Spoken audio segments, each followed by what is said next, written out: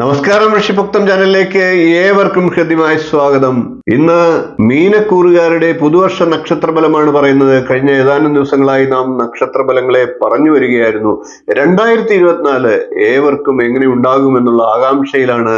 എല്ലാവർക്കും നല്ലൊരു വർഷം ആശംസിച്ചുകൊണ്ട് നമുക്ക് ഇന്നത്തെ വിഷയത്തിലേക്ക് കിടക്കാം. വീഡിയോയിലേക്ക് കിടക്കുന്നതിന് മുമ്പ് ചാനൽ ഇതുവരെ സബ്സ്ക്രൈബ് ചെയ്യാത്തവരാണെങ്കിൽ ഒന്ന് സബ്സ്ക്രൈബ് ചെയ്യുക എന്ന് അഭ്യർത്ഥിക്കുകയാണ്. അതോടൊപ്പം തൊട്ടടുത്തുള്ള ബെൽ ബട്ടണിൽ മുകളിലുള്ള ഓൾ എന്ന ബട്ടൺ കൂടി ഒന്ന് സെലക്ട് ചെയ്യുക. അതുവഴി ഞാൻ തുടർന്ന് നൽകുന്ന വീഡിയോകൾ നിങ്ങൾക്ക് കാണുവാൻ സാധിക്കുന്നതാണ്.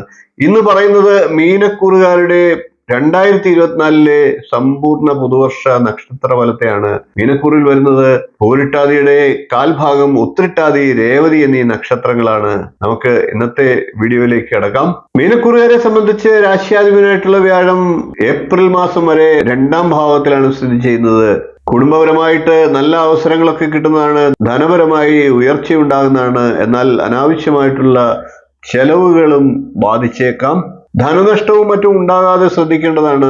വരുമാനമൊക്കെ നല്ല രീതിയിൽ വർദ്ധിക്കുന്നതാണ്. എന്നാൽ ധനനഷ്ടം ഉണ്ടാകാതെ ശ്രദ്ധിക്കേണ്ടതുമാണ്. കലാകാരന്മാരായിട്ടുള്ള മീനക്കൂറുകാർക്ക് മികച്ച വർഷമായിരിക്കും. ദാമ്പത്യ ജീവിതം മെച്ചപ്പെട്ടതായിരിക്കും. വരുമാനം വർദ്ധിക്കുന്നതാണ്. മതപരമായിട്ടുള്ള കാര്യങ്ങളിലൊക്കെ താല്പര്യം വർദ്ധിക്കുന്നതാണ്. ഇത്രയും പൊതുവായിട്ടുള്ള കാര്യങ്ങളെ പറഞ്ഞുകൊണ്ട് നമുക്ക് ഓരോരോ കാര്യങ്ങൾ വിശദമായിട്ടൊന്ന് പരിശോധിക്കാം. ആദ്യം നമുക്ക് മീനക്കൂറുകാരുടെ പുതുവർഷത്തിലെ ധനപരമായിട്ടുള്ള അവസ്ഥയൊന്ന് പരിശോധിക്കാം. ധനത്തിന്റെ കാരകനാണ് വ്യാഴം. രാശ്യാധിപനാണ്. 2ാം ഭാവത്തിലാണ് സ്ഥിതി ചെയ്യുന്നത്. വരുമാനത്തിൽ നല്ല വർധന ഉണ്ടാകും. എന്നാൽ അപ്രതീക്ഷിതമായിട്ടുള്ള ചെലവുകളും ധനനഷ്ടവും ഉണ്ടാകാതെ കരുതൽ എടുക്കേണ്ടതാണ്. വർഷം മുഴുവൻ ശനി 12ാം ഭാവത്തിലാണ്. ബിസിനസ് ഒക്കെ ചെയ്യുന്നവർക്ക് ലാഭത്തിന് അല്പം കുറവ് സംഭവിച്ചേക്കാം. കാലത്തിനനുസരിച്ച് നല്ല വിദഗ്ധമായി സാമ്പത്തികമായി ക്രമീകരണങ്ങൾ ചെയ്ത് മുന്നോട്ട് പോയാൽ സാമ്പത്തിക ഉയർച്ച ഉണ്ടാകുന്നതുമാണ്. വർഷത്തിന്റെ മധ്യഭാഗത്തോടുകൂടി സാമ്പത്തികമായി അല്പം തടസ്സങ്ങളൊക്കെ നേരിട്ടേക്കാം. ഓഗസ്റ്റ് മാസത്തിന് ശേഷം സാമ്പത്തിക കാര്യങ്ങളിൽ അല്പം ശ്രദ്ധ കൊടുത്ത് അതൊക്കെ മികച്ച രീതിയിൽ വർദ്ധിപ്പിക്കുന്നതിനുള്ള പരിശ്രമവും കൂടി മീനക്കൂറുകാർ ചെയ്യുന്നതാണ്. ഇനി നമുക്ക് മീനക്കൂറുകാരുടെ പ്രവർത്തന മേഖലയൊന്ന് നോക്കാം. രാശ്യാധിപനായിട്ടുള്ള വ്യാഴം 10ാം ഭാവത്തിലേക്ക് ദൃഷ്ടി ചെയ്യുന്നുണ്ട്. 10ാം ഭാവാധിപൻ കൂടിയാണ് വ്യാഴം.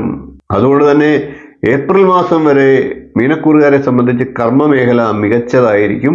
ഗ്രഹങ്ങളുടെ അനുകൂല സ്ഥിതി കർമ്മമേഖലയിൽ മികച്ച പ്രവർത്തനങ്ങൾക്കും അർപ്പണബോധത്തിനും മനസാക്ഷിയോടുകൂടി പ്രവർത്തിക്കുന്നതിനുമൊക്കെ സഹായകരമാകുന്നതാണ്. ലക്ഷ്യങ്ങളൊക്കെ പൂർണ്ണമായി സത്യസന്ധതയോടുകൂടി ഏറ്റെടുത്ത് മുന്നിട്ട് നിന്ന് വിജയിപ്പിക്കാൻ മീനക്കൂറുകാർക്ക് സാധിക്കുന്നതാണ്. വർഷാരംഭത്തിൽ തൊഴിൽ രഹിതരായിട്ടുള്ള മീനക്കൂറുകാർക്ക് നല്ല തൊഴിൽ ലഭിക്കുന്നതാണ്.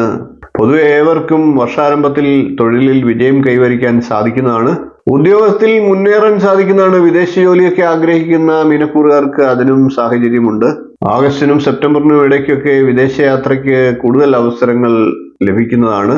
ഇനി നമുക്ക് മീനക്കൂറുകാരുടെ ആരോഗ്യപരമായിട്ടുള്ള അവസ്ഥയൊന്ന് നോക്കാം. മീനക്കൂറുകാരെ സംബന്ധിച്ച് പുതുവർഷത്തിൽ ആരോഗ്യരംഗം ഉയർച്ച താഴ്ചകളുടെ വർഷമായിരിക്കും.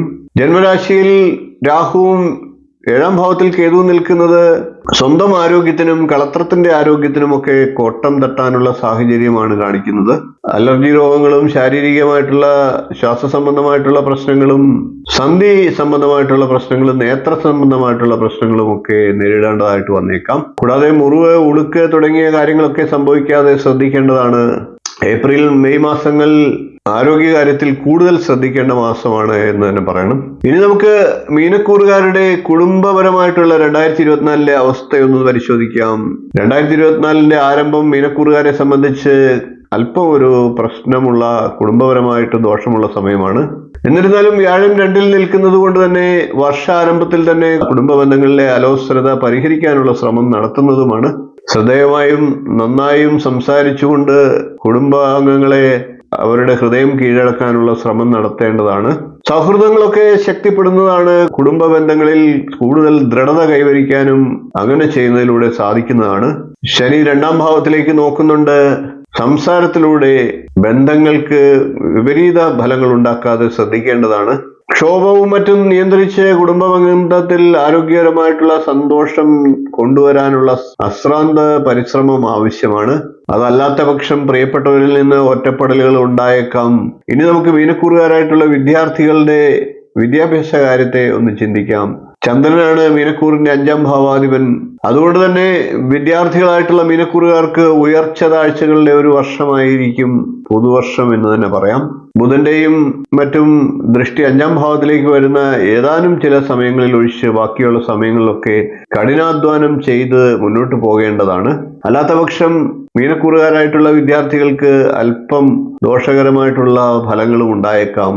മത്സര പരീക്ഷകളിലും മറ്റും തയ്യാറെടുക്കാൻ ഉദ്ദേശിക്കുന്ന മീനക്കൂറുകാർക്ക് വിജയം കൈവരിക്കണമെങ്കിൽ കഠിനാധ്വാനം മാത്രമേ ഉള്ളൂ വഴി.